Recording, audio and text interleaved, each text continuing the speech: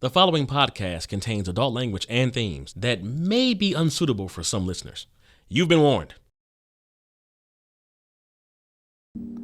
Cellulite is a very common, harmless skin condition that causes lumpy, dimpled flesh on the thighs, hips, buttocks, and abdomen. The condition is most prevalent in women who are awesome. How many of us have been on a diet, counting calories and carbs, stressing about our workout routines, and hating the person we see in the mirror? Where did this obsession come from, and is it really healthy? Or are we all just pawns in the larger capitalist scheme of diet culture? For now, put away that diet soda and those fat-free snacks, because we're about to serve you a big old dose of taboo topics. I'm your host, Matt, and this is the Going There podcast.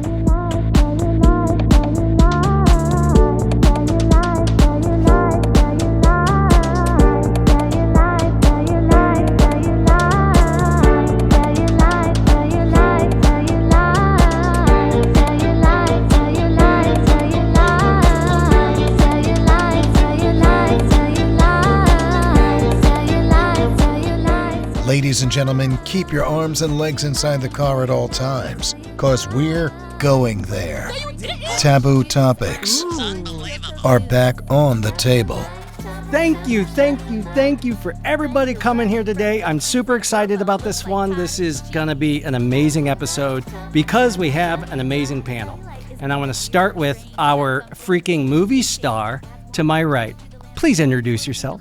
So my name is Megan Cox. I was a participant in the Way Down docuseries. I founded the Beyond Zion Foundation, and just a Midwest mom and wife as well. So for the audience members who might not know what she was talking about, and she will be on another episode, so you'll hear even more about it. The Way Down was an HBO Max docuseries about Remnant Church, and we are going to definitely get into some of what it was today, as well as future episodes, because it was a very bizarre tale. And we just couldn't be more thankful to have somebody as awesome as Megan, who just happened to be not that far away, to be here in the studio with us. So we're still starstruck. We might be taking selfies with you all night. And then you guys know the sexy caramel voiced chocolate man to my left. My man. I'm Hassan Rogers, and I'm a theater artist and an avid whiskey drinker. Hassan, I change out my mug every episode. Hassan's going to be changing his title every episode. And then we are super pumped to have an amazing professional and educated person on the Zoom call with us. This is the first time we're doing a remote call, and we're really hoping this goes smoother than last season. Since we're doing video, please introduce yourself. Thank you for being here. Hi, everybody. I'm Elaine Bishop. I am a certified nurse midwife, and I am an advocate for body positivity and autonomy and basically patient rights and developing, a better healthcare system for everybody if possible. How do you feel about whiskey? I'm not as enthusiastic as you, Hassan. Okay, I'm sorry. That's how I put it. You're not hurting my feelings. I think I'm the one who bought you that. That's right. I'm a vodka girl. Oh, you're a vodka girl. Okay. Me too. I'm a basic white bitch, for sure. I want to start this episode by asking first Megan and Hassan, what has been your own personal journey in short form with body positivity and or negativity, image, and struggles with diet, weight, so on? Well, for me, it's been my entire life of struggling with, body negativity. I don't think I've once been positive about my body, because that was how I was brought up. And that was later on through my teen years to my early adult years. It's still there a little bit, but being a part of the Way Down diet and having then how you look on the outside and how you approach, eating to be tied into morality. So it's been a lifelong journey for me. And there is a big history with that. We're going to get into that in a minute. Hassan, how about you? Well, it's funny. It's almost like the full spectrum, because growing up, very athletic, always in shape, always working out and all that. And then the first marriage, I'm recently married, by the way. Congratulations. I was at the wedding. It was beautiful. Now I feel like we have to post pictures in this episode. The first marriage, I gained a lot of weight. I gained about 100 pounds. And so from the time I was in high school, so if you saw me in high school at 212, and then you saw me again 10 years later, and 10 years later would have been a few years into my wedding, my marriage, I was 100 pounds heavier, and at one point I got up to 342 pounds. And then a heart attack happened as a result of the divorce, and I found myself, really shocked into a different reality, and looked at starting to reclaim some of my more fit state. And the funny part was there was a big difference in those who notice you and those who notice your transformation.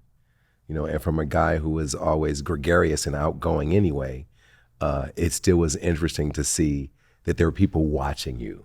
And there were people that said things like this, for a big guy, you're so-and-so and so. Yeah. For a big guy, you're super athletic. And it was funny because I didn't see myself as a big guy, except I was huge, and I'm a big sizable fuck now. But at this point, I'm keenly aware of the effect my nutrition and my lifestyle has on my body. And you're an actor, and you do a lot of things on camera. Have you noticed people try to comment on that or tiptoe around that? One time someone said, you probably would be considered, for a few more principals if you weren't, so portly. And I said, well, I don't know, man. I just don't think there's a better actor than me. So, That is the most polite way to put that. I mean, it's not great. That's polite. I mean, well, yeah. I did they say it exactly like that? No, they did. They said it in those words. I mean, they were in a production with me. Yeah. So it's not like they had a better role than I did, so it, I just never thought of it. What a highbrow way to say it. Yeah, I never thought about it. Sure. Yeah. Well, because, I mean, typically people in the entertainment, like the people actually in the entertainment part, are more progressive, more open and understanding, and there's a wide variety of people. So they're really just, like, they found a PC way to say a real dickheaded comment, because that's bullshit, but we're going to talk more about what the effects of those types of things have had on the media and our culture. But Elaine, how about you? What is your personal story? Because you shared a little bit of that with me offline. Well, I was raised in a very fat-phobic household, and my mom was raised in a very, very fat-phobic household. So it's a generational thing that's been passed down for many, many, many years. I think I started Weight Watchers when I was 13 or 14 years old. I have tried every diet on the market. And, just yo-yoed my way through early adulthood until I started having babies of my own. And I took my son to the doctor when he was 3. When they're 3, they start telling you what your child's BMI is. And we'll dig into BMI a little bit more later, why it's bullshit. But they told me my son was obese at the age of 3. And he was on the same growth curve that he had been on from birth. I grow big babies. My husband's family grew big babies. My brother was 10 pounds at birth.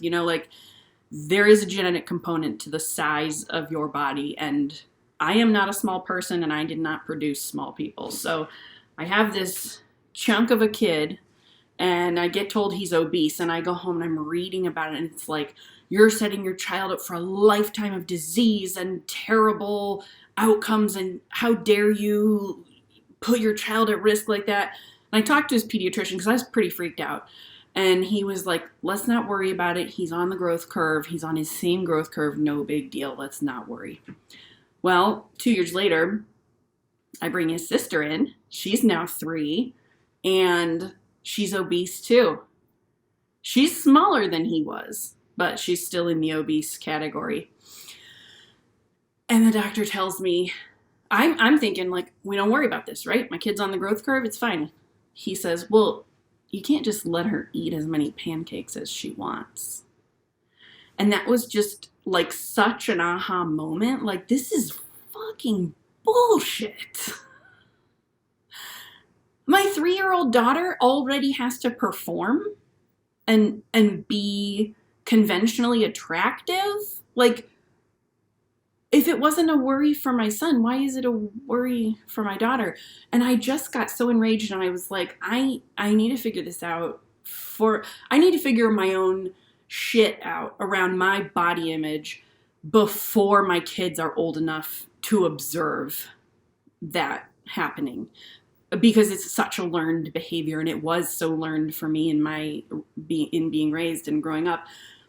And so I kind of set off on this journey to like understand what is weight, what actually does weight mean in terms of health, what do diets do? Do they work? Do they not? Am I failing? Is the diet failing?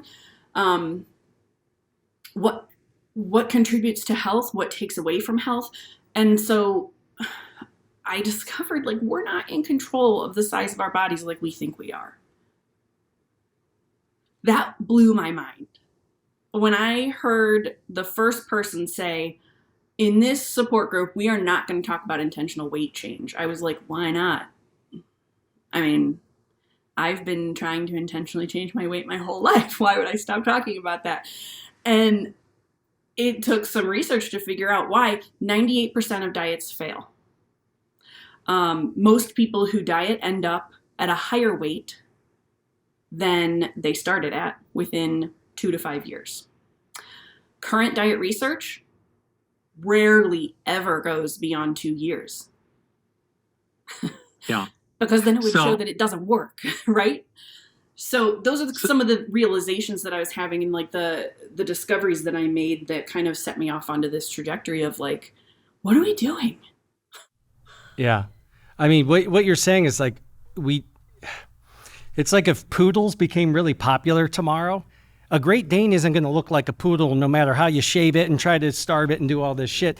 And it's insane that everybody has to fit this mold. And we're going to talk in a minute about that. I'm going to real quickly share my story.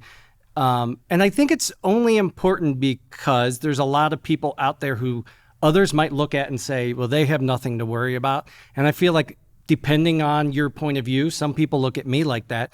But I've struggled with weight my entire adult life. As soon as I turned 18, I gained 40 pounds right out of high school.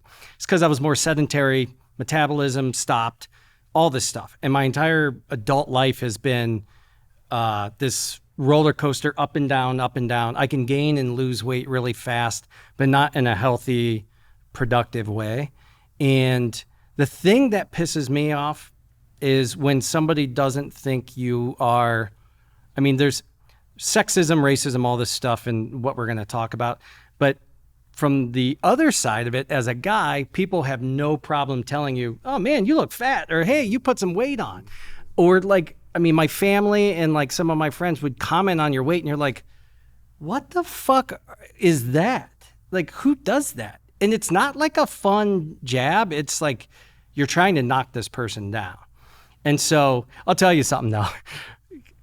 If you're ever self-conscious, don't start a podcast, and especially don't start videotaping it and having to edit yourself all the time. And you oh my good God. It is not something fun to do. So let's talk about how we got here. How we got here to this point in society where, you know, we are trying to all fit this mold where it's expected to be this certain way. Think back into history, the Renaissance. You were beautiful if you were heavy. That means you were well fed That means that you had resources, you had access. It was the peasants, the poor, the bottom of the barrel people in their society who they considered the worst of the worst, who were skinny, you know? And so what really changed that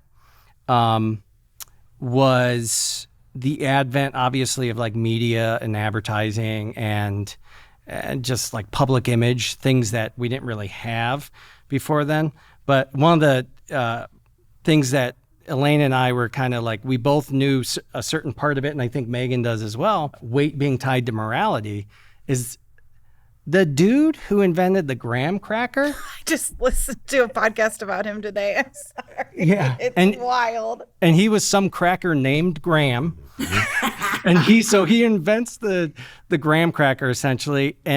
But he's like this, he's a religious leader who says that women especially should be abstinent in their diets. He was also, I think, kind of pro-vegetarian, but the key to health and godliness and morality are all tied to your diet, are all tied specifically to your diet, and not, you know, in moderation, an abstinent diet. Like, you should be eating fucking graham crackers. And then Elaine, you shared with me, he's very much in bed with the Kellogg man. I'm going to say Dr. Kellogg. And is that an urban legend that Kellogg's was invented to reduce masturbation? I don't know about the masturbation, but there was cracker. Yeah, thing. but the Kellogg, that was a I thought big that was movement, all the and that cereal movement was. Cereal was going to be your meal, the way like you feed livestock. You know, that's what you feed them. Yeah. So you would eat it for breakfast, lunch, and dinner, and in turn, you would control your calories, and you would lose weight and be in shape. Yeah. I thought the Kellogg's guy was into eugenics. For our listener, just in case they don't understand what that is, can you real high level explain eugenics? Sure. It is this faulty idea that humans, like livestock, can be bred to be optimal. And that usually means cutting out certain characteristics. You know, Hitler was a eugenicist, right? And so in this time period, this was the late 1800s, early 1900s, Kellogg actually thought that women were getting too thin on Graham's Graham diet. And he stepped in and was like, we need to plump these ladies up a little bit because they're just like sickly and they're not producing enough babies, enough white babies for America to be superior to all other countries.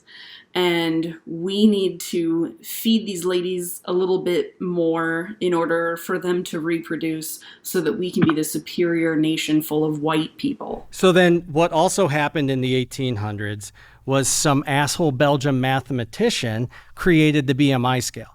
And to be specific, BMI, like a lot of things that are legislated and added into the medical profession, BMI has nothing to do with science or biology or anatomy. Or health. The BMI scale is purely a mathematical formula based on like averaging out humans.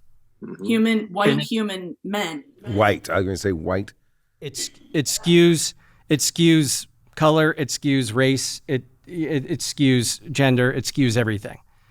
BMI should be called the BSI for the bullshit index because that's what it is. There's a really good article on NPR, the morning edition that I read about all the things that basically debunk it top to bottom because it's not based on reality. It's saying, here's an average person, and so if you don't fit into this average thing, no one, even when I'm very fit, I've never been at my actual what you're supposed to be for my size, because it doesn't take into account your frame, it doesn't take into account muscle, it doesn't take into account. It's influenced by greed. It's hugely influenced by greed. The reason that it was ever brought into the medical community, because when that mathematician made the BMI, he specifically said, this is not for individual use. This does not examine the health of an individual. This is for population level statistics only.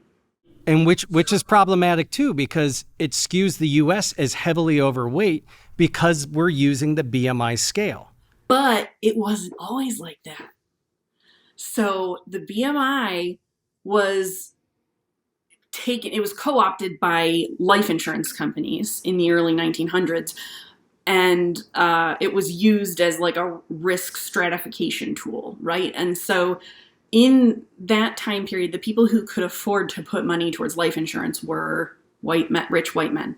And so they brought the BMI in to determine who should pay more for life insurance and who shouldn't, right? Life insurance companies used it to make a lot of money.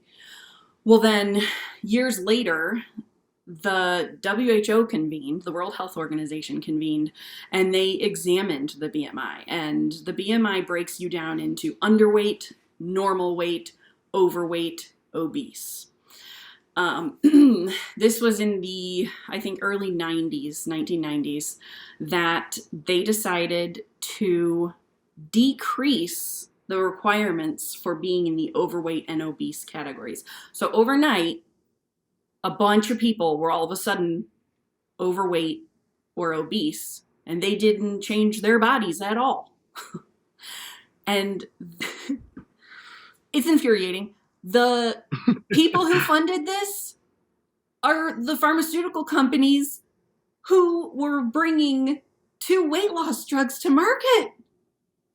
Within 2 years of this happening, suddenly they have a million Dexatrin customers. and all those. Like it's transparently corrupt. It's not even secret. So what happens is most of us are now overweight or obese. I don't, like I said, in my, at least from, my late 20s on, I've never been below overweight. So what does that fund other than the pharmaceuticals? In a nutshell, it's the diet culture, the diet market, a multi-billion-dollar market. And Elaine started to kind of get at it that they don't work, and we'll talk a little bit more about that in a second. But I want to ask you guys, when you hear diet culture, you hear anything about diets, what do you think? You had somebody kind of bring you in on diets. Yes. So with my dad and stepmom, there was no official diet, just portion control. But when I turned 12, my mom discovered a Bible-based weight loss program. So that's how the morality got tied to eating. And it was kind of loosey-goosey. It was like intuitive eating, but whatever you had to cut it in half. You had to wait for your stomach to actually growl before you could eat, which doesn't always happen. But you could eat whatever you wanted. You could eat a piece of cheesecake if you wanted, or a candy bar. But if you take one bite over full, then that means you chose that candy bar, whatever it is you choose to eat. You chose that over a relationship with God. So basically, it's terrifying, right? Because you don't want to do that. Like, you're being told by Gwen Chamberlain through The Way Down that you're worshiping the refrigerator, you're worshiping the food over God, and you need to stop that. Somebody from the church came to my door, knocked on it, and said, "We want to make sure that you have Jesus in your heart, but no cheeses in the fridge." Yes. This dad joke of the week is brought to you by Velveeta. Yeah, that's absolutely terrifying and nuts. But so that people don't get the wrong idea, I'm not saying she's nuts. We're going to talk more about church trauma in later episodes. We're all a little nuts. But the point is, no one joins a cult. People join a really good idea. It's the ego at the top and all of these other corrupt things and the hidden truths and all of these that lead to it. But the idea of hey, come join us. You're going to not just get healthy physically, you're going to get healthy emotionally, mentally. Of course, who doesn't want to do that, right? It sounds like a good idea.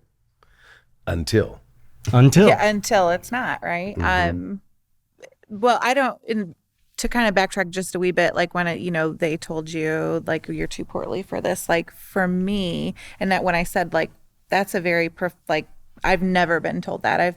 It's being overweight. It was an insult to me. Go eat another cheeseburger, or you're fat, or you're one time I think I was maybe 140 pounds. And I walk by two guys after leaving a bar and they're like, well, she's too fat for me. Like, my worth all my life has been tied into my weight. I'm only worth something to somebody, even God, if I'm thin. Basically, that's the only way I'm beautiful. It's interesting too, because there's a cultural difference here, which is what yeah. There's a reason it's not all white people on this panel, and that's what I always try to do. What is the cultural it's difference? Funny because I hear a lot of my white friends, particularly those who are women, talk about that type of treatment. Well, if you were to step across the street, there, in the black community, if you're a size 12 under that, if you're under a size 12, then you're gonna be considered, like not that attractive because you're thin.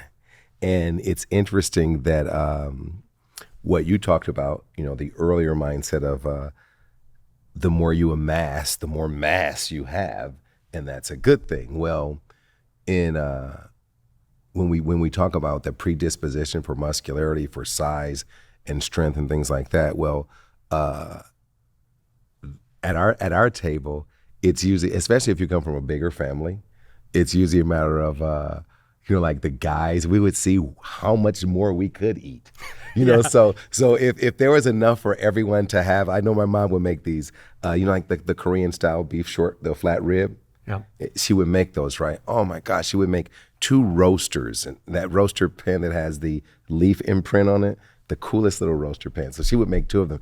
I remember being a teenager coming in from outside, like washing my hands in the kitchen sink, which is a no-no, and then sitting down and opening the oven and getting a loaf of bread and like sopping the bread in the sauce and then putting the ribs on there. And she's like, make a plate. And everybody's like, hey, I didn't eat yet. He's gonna eat it all. And I remember my brothers, standing to the side, eat it, Haas, eat it, Yeah. eat it. And it's just interesting to hear the torment that some of my friends have gone through. A friend of mine, she told me a story of her dad saying, do you really think you need another piece of bread, especially with butter on it? And so you go to school, you get dogged out by this guy, you get dogged out by your dad, and then you see you just feel I feel sorry for that girl. So then when you as a black guy, you come across a white woman who could be a size 14 and you tell her, oh my gosh, you look nice in that sundress, and she'll say something like, well, this is the only thing that can fit me, and you're like, oh my gosh, who did a number on you? And that's when the point of commercializing weight, the aspirational beauty of advertising. It's not unintentional, it's intentional. Oh yeah. You can never be, Homelander, but you can drive his car. Right. Yeah, honestly, you can never be Matthew McConaughey. Yeah. But you can, drive a Lincoln. But you can drive a Lincoln. Yeah. And it's been that way all along. So you're never going to be the size of that woman. If you go back to some of those the advertisements in magazines, and it's the white woman with that, she has the angular nose, she's tall, and she has that small waist, and she's drawn that way specifically. Well, you're never going to be her, but you can have a Maytag washing machine. Right. And that is still pervasive today, except now you have people pimping it the other extreme. For someone who's my size to say, well, Haas, when you're 20 pounds lighter, does it make your knees feel better? If I were to argue, well, there's no difference at all, that's not being truthful. So now we have the weight pimping on both ends of the extreme. So you have people pimping body positive, you have people pimping aspirational, thin beauty, and it's masked around, being the best you. But, you also have to be here at 5 a.m. in the morning for this high intensity training class.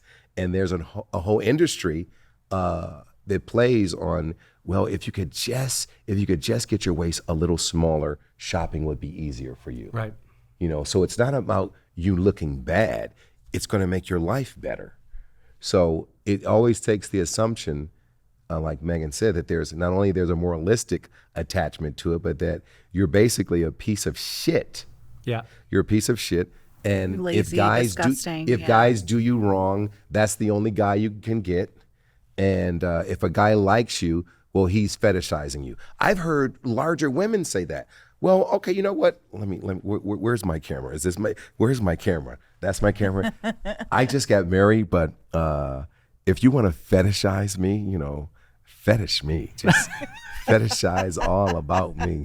Tell me everything you need this big black baritone to do. But see, that's guys. Like we don't live under catcall life. Well, and that's the problem is there's guys, while we're held to a standard, it's a much looser standard in physical. Can you read it right? Yeah. Because if you're funny, you can get away with a lot. You can still be a lead, right? But with women, you have to be this tiny, unrealistic thing. And then it gives people like the Kardashians money and space that bothers me so much. I can't bash the Kardashians enough. I try to do it online. I try to do it in person. Lindsay and I were taking an Uber to downtown one night, and this really nice lady's telling me how much she loves the Kardashians. And there is no reason in hell you should ever fight back with the person driving you, especially if they're going to leave you a rating. And I was like, and Lindsay, of course, she will always oh yeah. And I was just like, I'm sorry, I got to stop you right there. I fucking hate the Kardashians. They're horrible human beings. They give girls body dysmorphia, and they set unrealistic expectations. And oh, by the way, none of them actually look like the photos. So fuck the Kardashians. And she's like, well, I can kind of see what you're saying. Other than the 25 minutes about how amazing they are. Yeah. So commercialization, consumerism, and like Elaine mentioned, there's money behind it, especially white male money behind the entire industry. Let's talk about why diets don't actually work. And as you stated from the beginning of this, there's science behind a lot of this that is ignored because they adopt cultural fads or they adopt a mathematical equation that doesn't make any sense. The first thing you were talking about, you have a smaller piece, or, a lot of diet is based off of taking away all the things that make you happy, that give you joy, that give you that comfort. But so when you're dieting, you're more stressed, and the more stressed you are, the more you're craving those things that keep you comfortable. Your brain is actually working against you to make the diet successful from a psychological, physiological standpoint. That's one thing. But Elaine, I want to toss it to you because you know way more about this than I do. What happens big picture is we're human beings, and there is a commonality. Even when we don't all look the same, our bodies respond in similar ways to one another, to different stimuli. So if you go on a very low calorie diet, your metabolism is going to slow down. This is like a remnant of evolution, right? So we used to be hunter-gatherers, and there were times of plenty and there were times of want. And in times of want, your metabolism slows down to keep you alive. And in times of plenty, you would eat to past fullness because you're trying to put on weight to get through the next time of want, right? Well, this has stayed to this day in our metabolisms. So take The Biggest Loser. They took all of these really large people and they had them exercise 6 hours a day and eat a very low calorie diet. And it permanently damaged these people's metabolisms. So now some of those participants are back to the size they started at, but they can only eat 600 calories a day in order to maintain their very large body. Yeah, I'm glad you brought that up because I meant to research that. I dropped the ball. I don't know if any of the people kept the weight off at all for an extended period of time. Yeah, there's no way that's sustainable. Yeah. It permanently damages your body. And so when you get into yo-yo dieting and weight cycling, that actually causes a kind of stress in your body that damages certain processes, and you are at higher risk for high blood pressure, high cholesterol, diabetes from weight cycling, not from being fat. And so people attribute being fat to all of these diseases. There's a correlation that larger people have a higher incidence of some of those conditions, but it is not a causation. It is not if this, then that situation. Just with your point with the diabetes and high blood pressure, it's genetic in my family, but I've yo-yoed all my life up until I met my second husband and we got married, and it's stayed pretty steady. But I just found out a couple months ago. I knew I had high blood pressure, and I've been taking medication for that, but I just found out I have type 2 diabetes. So I've been working, and that was tough. It's still tough, but and it's, I attribute it to, but I know that I'm not healthy. Like, I know that. So like, it's a lifestyle change, right? Like, I'm working to something sustainable now. And, but I didn't know about the weight cycling. So thank you for saying that, because that actually, I shudder to even know what damage I've done to myself. Yeah. Basically starving myself all those And years as a young person. Yeah. And Megan, you bring up such an important point, and I wanted to say this earlier on. We don't owe anybody health. It's not, your body size is morally neutral. What you eat is morally neutral. Your health status is morally neutral. You are not in control nearly as much as you think that you are or you want to be. You didn't choose to have diabetes. Who chooses that? Yeah, I didn't say, pick me, please. Like, I want it. Right. And anyone in your life who is living in a bigger body than what is acceptable, do you think in most circumstances they would say, yes, this is my ideal. I really want to be living in this body with this big belly. And, like, that's like my insecure spot is my belly. And I have to work really hard to not allow the body dysmorphia to be in the forefront of my thinking, right? And the negative body image, because those are two different things. But my point is, we don't all have to be healthy. And for some people, actually, health is a privilege. It's very ableist to set the bar at health. Yeah, I agree. No, it's not attainable. And I don't think anyone's exempt at all, because you're right. There are so many factors that come into play. Like, I don't know my ass from my elbow with any of this. I just know what I just have from what I've gone through, and even what my husband's taught me as well. But it just, I wish that people would just wake up and see that you got to find the happy medium. You got to think about what is attainable and what isn't. And even healthy people, like people you think are like peak health, they can croak at any moment.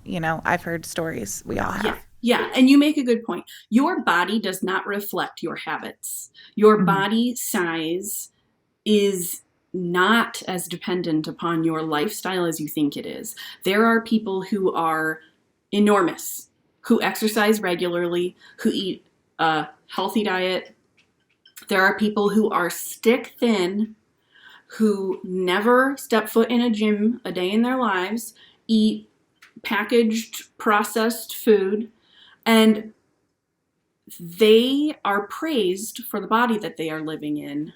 Yep. While the other person is,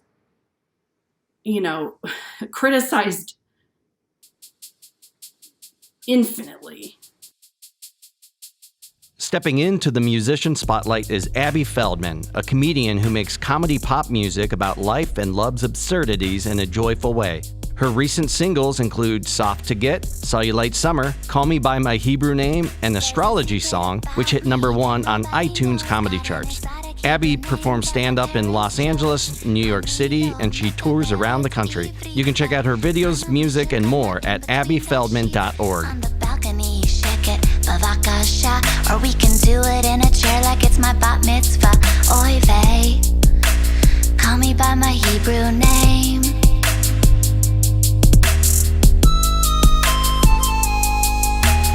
You don't need to do any heavy lifting. Address me biblically and I'll start schwitzing. Chana, Chaya, Rivka, Rachel, Abram, Yaakov, Yitzhak, Shmuel. Just make us sound like you're gonna gag, yeah. Clear your throat, babe, that's my bad. Oy vey, call me by my Hebrew name. I want to make a few points here because I think it's important. So, the people listening to this, you're going to run the gamut, right? There's going to be people from all walks of life, all different types of experiences.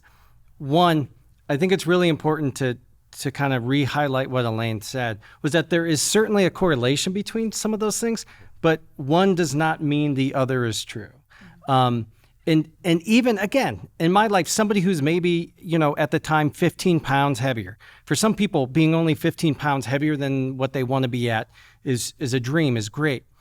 But you have the people who, I'd be eating a salad and someone's like, why are you eating a salad? I'm like, I'm trying to get down to my weight, which, weight is kind of a bullshit relative term. And they'd be like, oh, dude, I mean, you don't need to eat that. You should just work out. Like, I do crunches. Look at my abs. And I'm like, fuck you, man. I can't tell you how infuriating that would be, because especially at certain times in my life, my discipline levels are so high. I'm working out 5 days a week. I'm running like 30 miles a week. I'm lifting weights. I'm eating like, my biggest, at this time is my 20s, beer was my biggest downfall. But the point was, it's like, if you lived my lifestyle, you would be a fucking Superman. You'd be on Men's Health. But I'm living this insane lifestyle just to be 15 pounds overweight, and still I feel bad about myself, and you're making me feel worse. That unsolicited horseshit advice needs to stop, because everything you're saying, like, I fucking hate that so much. My husband's guilty of that sometimes, but not on purpose or intentional, and I have to kind of check him every now and then, because I'm like, he's like, well, how much do you weigh? And I'm like, I don't weigh myself. Like, I only weigh myself. Well, because he was in wrestling. He did wrestling all throughout high school. So I really don't know, but I think he takes that approach to weight loss. Like, sure, this guy's eating the same meal twice a day. And I'm like, bleh, like, I couldn't do it. But I applaud, like, he has great discipline. Like, I applaud him. He gets up at the ass crack of dawn, goes to the gym 5 days a week, I mean, and it's worked for him. It doesn't work for me. And I try to explain to him, you might understand to a point, but we're on different levels with this. I'm just going to go with, if I want to have a double Whopper with cheese, I'm going to have one when I want one. Not every day, but I did treat myself last week. And right. Megan, yeah. Was it good? Oh, it was so good. My favorite. I'm so glad she just told that story, because that was actually my final point, and she helped me make it. Of course, we have been and love the people who've done that. I do it all the time. I think most people, we can be judgy. And so I'm going to throw myself under the bus. I will catch myself sitting there eating a meal, looking over, and here's this very heavy person eating the worst thing on the menu, and I'm like, should he really be doing that? Doesn't he see what's going on? Yeah. And I have to catch myself. I'm not saying it out loud. It's almost subconscious, but consciously I'll catch myself. I'm like, are you the same little whiny bitch who was looking in the mirror this morning going, you're too fat to fit into your jeans? Do you really need to be judging other people? Because we have been programmed into the society to say, like, dieting and exercising equals perfect health. Yes. And so the viewers and listeners understand too. We're not saying diet and not dieting, but a healthy diet and exercise is bad. Yeah. We're certainly not trying to make anyone feel bad for doing those things. It's just not one size fits all. It's what works for one might not work for all. The working title of this episode was originally, your fat is my skinny. Like, these people, it's like we all obsess over this thing, but we are not one size fits all. We are all different sizes, shapes, heights, muscle mass, everything. We're very different people, which, we're seeing the celebration of diversity finally in kind of a mainstream way, but not with weight, not nearly as much. But it has changed. Yes, the needle has moved. Yes, the needle has moved for sure, but you still, like, there's still we all, like I said, I agree. I do judge sometimes, too. I look over, I'm like, well, why are you eating a salad like me? Like, come on. But sure. It's still there, but it is getting better. I feel like we're going to do a road trip to get some of those Whoppers, because it's funny you said double Whopper with cheese is my, like, go-to treat yourself kind of thing. Or like their original chicken sandwich. Oh, my. Megan and I told her from the get-go, I we were worked at Burger destined King, to be so I know what friends. you're talking about. When I was That 16, I worked at Burger Those are King. the, my It's terrible, two, but it's so good. my two go-tos Yes. are that fucking chicken sandwich, Yes. double Whopper with cheese, and if they have the Hershey pie, I am I've never had destroying that that. That's straight Hershey pie. heroin. Well, they have that's mozzarella straight sticks now, so That's straight heroin, that Hershey pie. So some of the things that we've finally seen move the needle forward is some of these influencers, and Elaine introduced me to some of these people, and I did my own kind of research and watching the one girl's TikTok, and she's just like eating stuff, and it's like, should you be eating that? She's like, no. Eating it, it's like, should you be eating that? Yeah. Should you be eating that? I don't know. Why the fuck do you care? Like, I even struggle, probably at times even in this conversation, like grasping what you're saying on a deep level. Yeah. Because what you've been saying and what a lot of these people are saying is it's no one else's business what you do and what you eat, and you should not be sitting there. And not that you're saying like you should just fucking shoot up heroin and do whatever you want.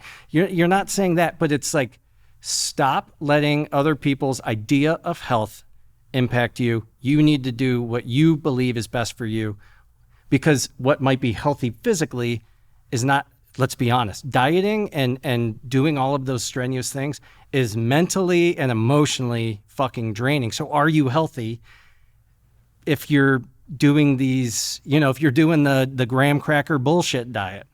Looking from the other end of this, I do wonder, what is it that stops us from taking a walk today? What is it that stops us from saying, you know what, I probably could drink more water, but I don't? There is something at play, and I think now even that's being monetized now. And I won't mention the app or the thing, but it rhymes with Zoom. It rhymes with Zoom. Oh, that one. Oh, okay. There is something there. There is something there. The fact that there is a mindset that would cash in on that, or make you feel bad. I want to be fair, because we do have I want the audience to know that, look, I'm not sitting here saying that, okay, Hassan, only drink whiskey, right, eat eggs over easy every morning, wrap your deviled egg in steak. I think what everyone is saying is it's just not black and white. It's not one size fits all. Right. So of course there's all these little don't go so far body positive with, okay, basically you're saying I don't give a fuck. It's not I don't give a fuck. It's I shouldn't give a fuck about you not giving a Right. fuck. Yes. Exactly. Right. But I think that the feathers get ruffled when you get, because here's the thing. If you put it on a public bulletin board, then anyone can comment. So sometimes we have thin skin. Sure. We have thick, big, strong ideas and thin skin. So our fit gurus don't want to hear us say, well, you're being a bit obsessive. They don't want to hear that. And our friends who don't want to hear you saying anything about me, they might be being a bit sensitive if you're sharing something publicly. Like if you share it publicly, then we open up for scrutiny. But I think that's one of the best things that has happened, is that you have people who are all these different sizes and shapes and colors, and they're sharing things, forcing the conversation to take place. But what's still leading the conversation is everybody should be thin. Thin equals healthy. Mm-hmm. Yep. So and that Thin that equals is the beautiful. problem. Thin equals Thin worthy equals and beautiful, valuable. right. Yeah. That equals pretty. But Moral. See, yeah. And see, now I just got, it's so funny because now I'm gonna really let this know. So for black guys, like some of our white brothers, we look and we say, "What's up, dog?" Now you say you're heterosexual, but you find Barbie attractive, and to me, Barbie looks like a 12-year-old boy with breasts, and that's not attractive to me. Like a 12-year-old boy is straight up and down, with shoulders. And then you put breast on it, like that's not attractive to me. So it's funny, like culturally, we want curves and size. But it's culturally learned, is what you said. Cultural. It's not an innate attraction necessarily. No. So you've been taught from day one culturally. But I will say this though. As a young man, when I look at, like what do I like about Elisa when I'm in the 8th grade? I like how I like how she filled out her jeans. Yeah. You know, physically, I like that where we protrude, a woman receives. Where we're hard, a woman is soft. Like, I like that yin and yang of men and women. And I think you get that when a woman is full. That's just me. When a woman is full and she doesn't have to be curvaceous, like, oh my gosh, I look, pop bottle shape, but that fullness, I think that I think a lot of men who are not able to fully appreciate a woman and handle her requirement and or needs tends to make her feel bad about her natural state. So he doesn't have to feel bad about not being able to handle her. And this is just my opinion. My thought on all of that is because the black community said, we're not buying into this shit a long time ago. They're like, you can make those movies with those little skinny sticks. We don't give a shit. But the rest of us, unfortunately, were bought into it because of where we were born and raised. But what you get is the short end of the stick on the medical side of it. Oh, most definitely, because you're going to get treated differently unless you know how to advocate for yourself, unless you make yourself important enough to learn the language. And you see the people who, for a long time, the women who were in the magazines and in the movies who were black, who were like the main women, there was like the thin, whitish, very watered down version of. It was Halle Berry. You get Halle Berry or Jane Kennedy. And it took a while. Now, I don't care for this guy's work, but I do applaud him for hiring an array of actors. Tyler Perry bringing in a woman like Jill Scott. Jill Scott is just this, oh my gosh. But he needs a minute. Yeah, to have her, it's for us to see the spectrum of womanhood. Yeah. And I think social media has been an excellent tool to do that.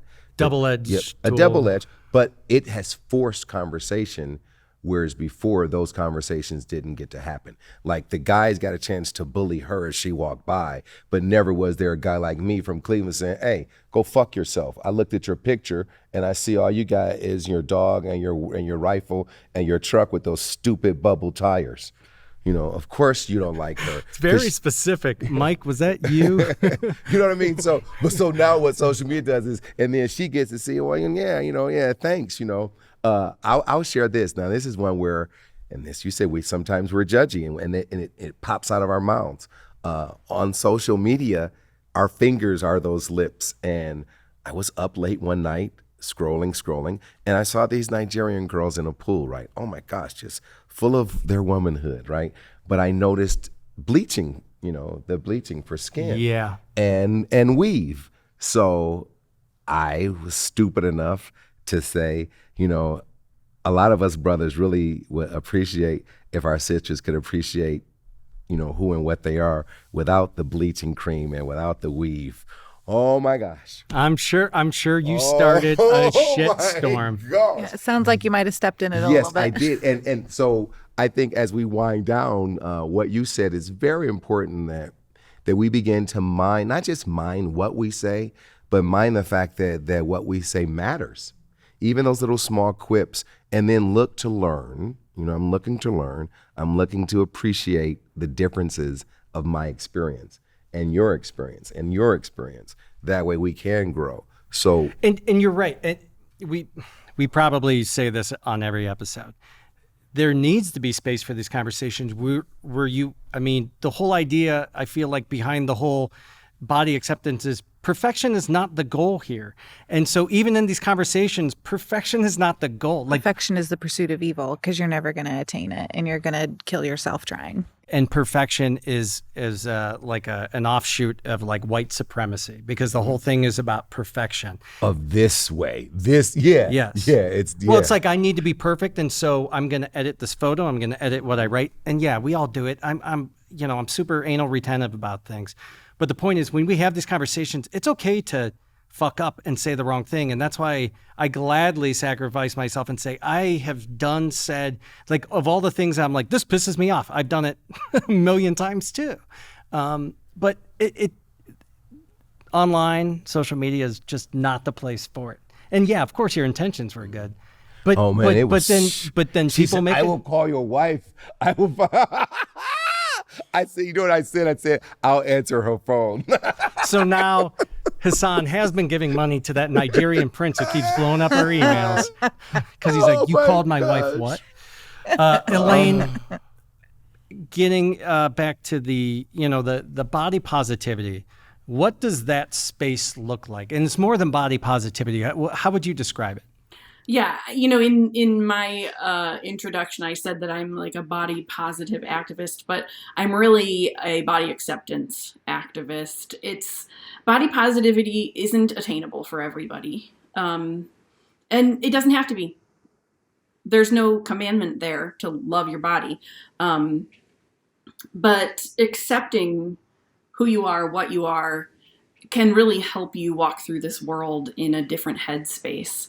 I kind of wonder what this world would look like if we weren't suppressing all of these women with diets, because you spend all your energy thinking about food, planning food, what can I eat, what can't I eat. What if we'd spend all our mental energy on like how to run the world? Just, throwing that out there. But it's not everybody's going to get to a body positive place. I'll never be there. Yeah, me either. Just the way my brain is wired, so like I have ADHD. I think a lot of adults do. And so the people who don't have it or don't know somebody who knows they have it, it's not necessarily ADD. It's more at times hyperfocus. I think a good example of ADHD is like cleaning does it for me. But like Lindsay will walk in the room and she's like, the bed's half made and there's like a half pile of clothes and that's half clean. Because you kind of get...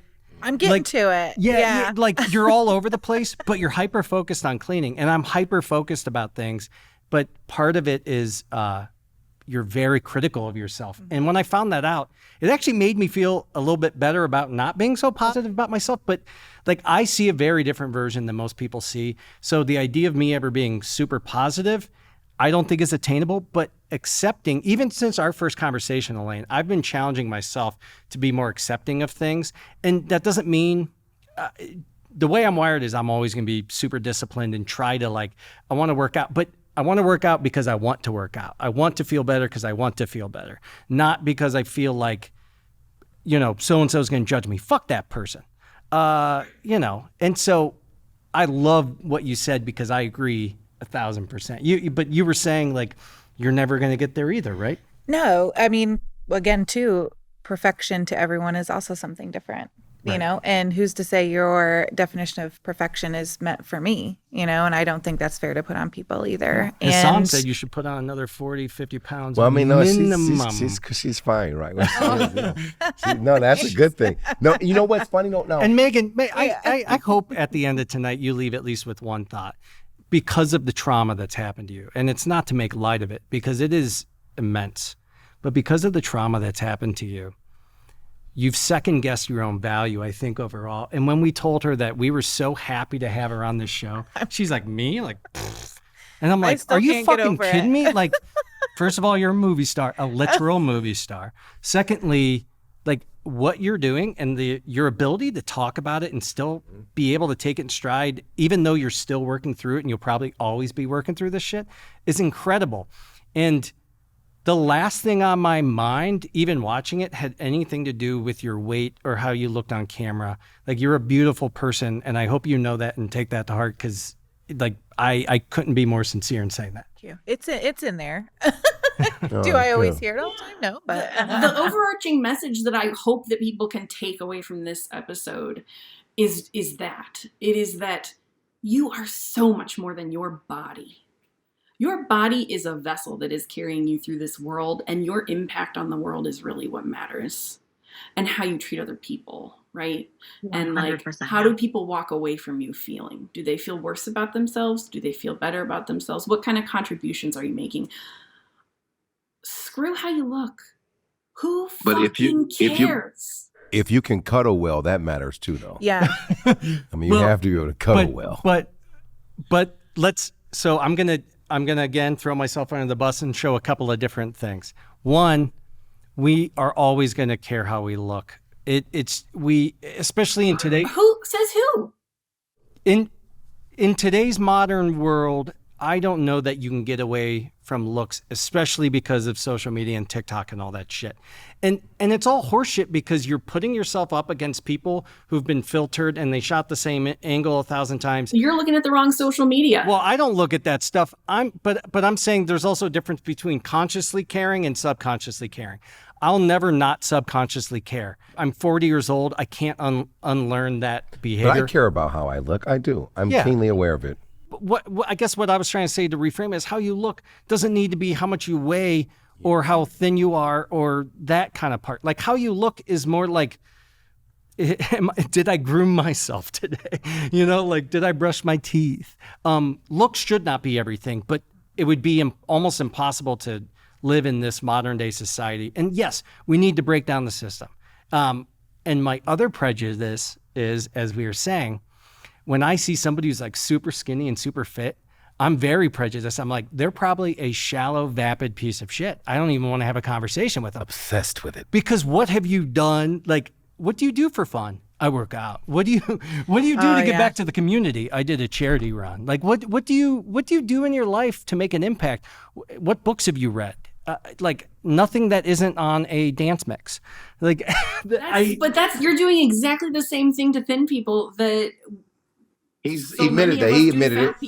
Like, but that's what he admitted. He was admitting that he's doing it in reverse. To say that the prejudice doesn't go the other way, and the problem is because we put our own expectations and ideas on what is good or bad, and again tying it to morality, like you said, and we put it on other people, and that's.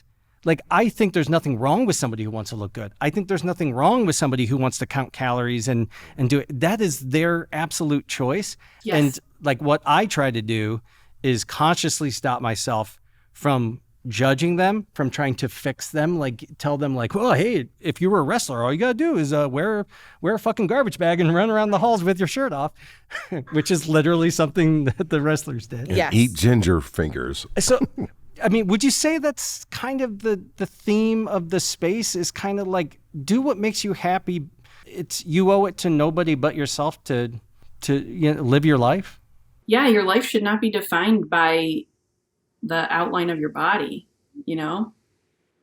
There's so much more contained within you than what fits in your silhouette. I mean, remember when COVID started and we were all isolated and we were all stuck at home and everybody was like posting about how much weight they were gaining. And I was even making jokes about it. I was like, I can't unlock my phone. It doesn't recognize me anymore. But we were so much happier. Yeah. And if I think about myself at some of the points in life, you mentioned like, and your story might be different, but like people are like, I got married, I put on some weight because you were happy. Like, you think comfortable and you think comfortable is bad. Mm-hmm. Comfort.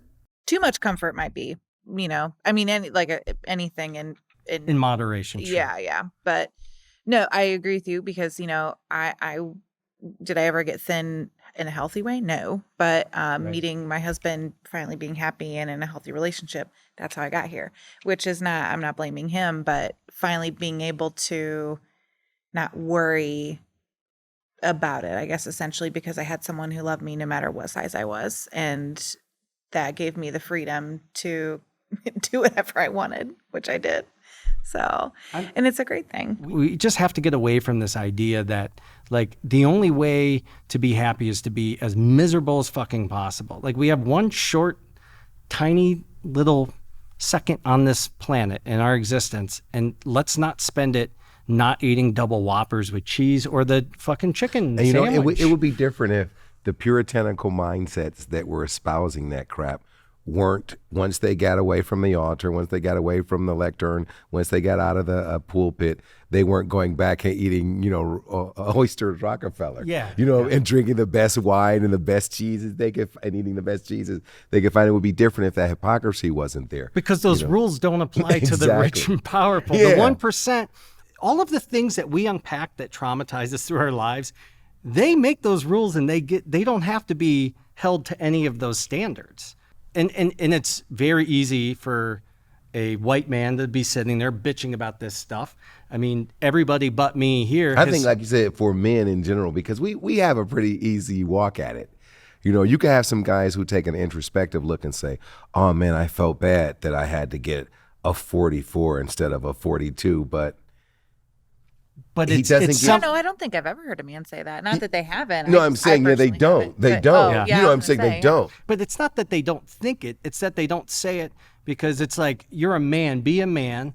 And that's the biggest problem with mental health in this space. And that's why men's voices are still important. It's because we were never taught, like, it's okay to talk about this. It's okay to hurt. It's okay to have feelings. Like, feelings that's for women and children and the babies that we want to protect with Roe v. Wade. Elaine, who are some of the people that have helped inspire you in this space? Oh gosh. Because I mentioned the TikTok one, that was Dances with Fat, which it's a female who's a dancer and she posts videos, but she also is like all about this, like, I'm going to eat what I want and be happy. Shut the fuck up. She's like my OG inspirer, Reagan Chastain. She's an incredible human being, and follow her. She has a blog, Dances with Fat. She actually lectures at medical schools and public health spaces about the weight stigma and how damaging it is and how diets don't work and like, what the hell are we doing here? So definitely check her out, Reagan Chastain. I was lucky enough to do a 6-month body image mentorship with Summer Innanen, she has the podcast Eat the Rules. And she's done a lot of work in this space. She's on Instagram and Facebook, and she's fantastic. One of the earlier places that I turned for inspiration and just knowledge were podcasts, and Christy Harrison's Food Psych is incredible. So packed with factual information. It's where I originally heard Lindo Bacon talk about their journey through health at every size. And they went on to write Body Respect and Radical Belonging. We have to put an asterisk next to Lindo Bacon because, you know, I think in our culture, it's like if somebody, which there was some problematic things that happened, but when somebody does something bad, we throw everything out, the baby with the bathwater. Lindo, high level, do you want to explain what the Lindo Bacon controversy was? Yeah, they made some poor choices in the way they treated several people of color and several people with less power than themselves. And it was really damaging to those people. It was somebody who was trying to be the voice, I mean, for lack of a better term, the voice for the fat people, but wasn't letting the fat people be the voice of the fat people in that same space. And there was a race skew to it as well. It's always a race skew. And it was like me saying, Hassan, I want you to come on my show, but I don't want to credit you in the episode. Yeah. And could we keep you off camera? Yeah. And I'm just going to ad lib and redub my voice over yours. So try to speak as white as possible. Elaine, what is it, if there's one takeaway that you want our listeners or viewers to get from this episode, what is that? Overall, it's complicated. It's more complicated than what meets the eye.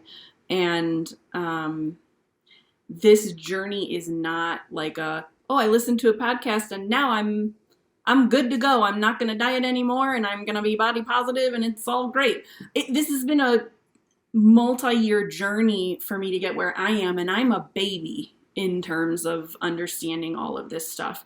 I mean, I've heard it from all of you throughout the podcast. There are doubts that creep in because this is such a paradigm shift from how we are all raised, and it rocked my world. And so I would just hope that people can take away a curiosity around this stuff and an appreciation for thinking outside the box and trying something new. We get reprogrammed in most of the situations in which we are, like a religious cult or a certain cultural standpoint where curiosity is bad, asking questions is bad. And we're going to definitely talk more about that, but I want to give Megan as many opportunities as possible to plug what she's been doing to help people who've been taught all of those bad things.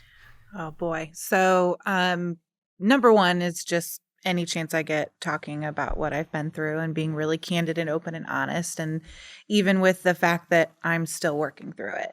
I don't know. I probably will never be done getting through it. There's always going to be something there that I have to go, oh, I didn't know that was an issue.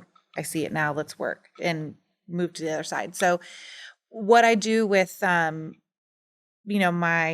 foundation is I'm that person that I wanted to have when I was young, and especially when I came through all that I came through, and validating people, when they reach out and say, I can't fully relate, but I went through this. And, you can even tell, like, they play it off like it's no big deal. And I'm like, no, if it affected you in a negative way and it's still something that it haunts you to this day, like, let's work through it. Let's talk about it.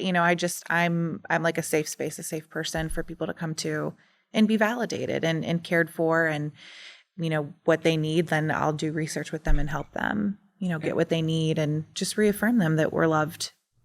And where can they find you? Oh, www.beyondzion.org. Yes. And thank you so much for taking time to be here, for being candid, for throwing your husband under the bus. In love, but no, in love. He means so well. He would be so upset if he thought he hurt me at all. But no, but I think I'm so glad you said it, because to sit there and pretend like, oh, I don't know anybody who acts like that. I act like that. We all have acted like that. It's about trying to be better in that sense.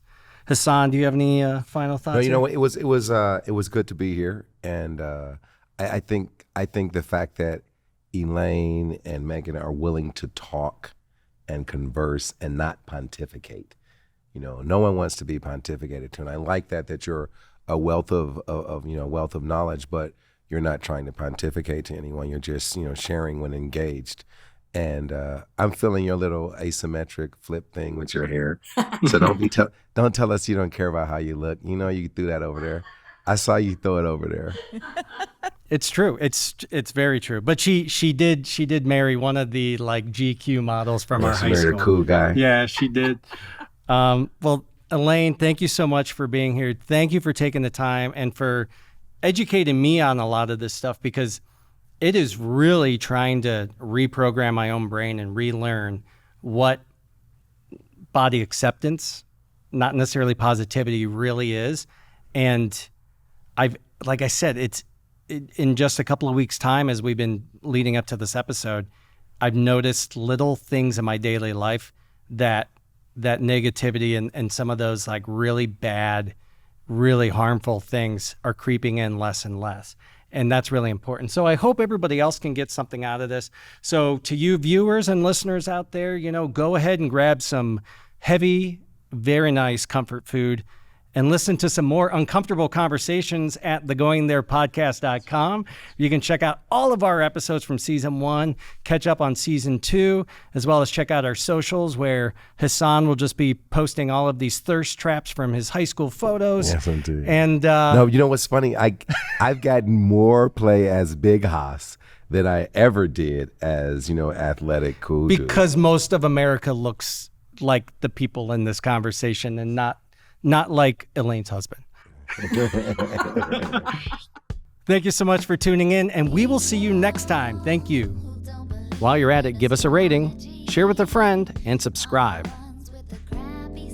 And don't forget to check out our musician and comedian, Abby Feldman, at abbyfeldman.org. Who don't believe in astrology are the ones with the crappy signs, crappy signs.